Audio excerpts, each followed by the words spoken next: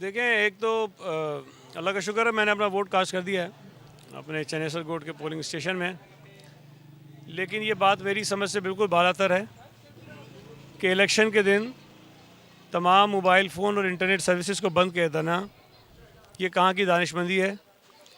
اس عمل سے چاہے الیکشن کمیشن نے کیا ہو یا نگراں حکومت نے،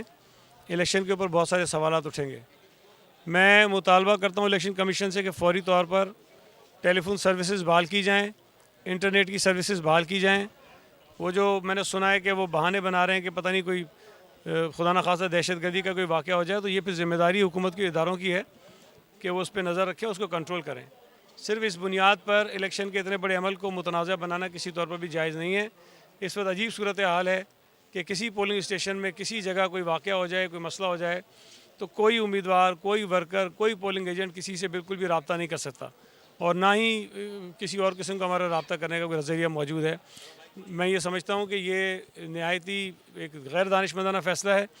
اور دوسری بات یہ کہ کراچی میں کئی جگہوں سے شکایت بھی آئی، اور مجھے حیرت ہوئی کل جب میں نے رات مصطفیٰ کمال کی پریس کانفرنس سنی، وہاں واقعہ کچھ اور تھا۔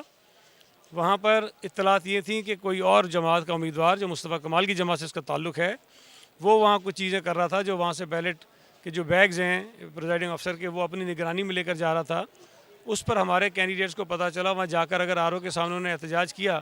تو الٹا انہی کے خلاف الزام بھی لگا دیا گیا کہ یہ چیزیں ہو رہی ہیں۔ اس طرح سے اگر یہ چیزیں ہوں گی تو میں سمجھتا ہوں بہت غلط اور نامناسب عمل ہے۔ الیکشن کمیشن کو ان چیزوں کا نوٹس لینا چاہیے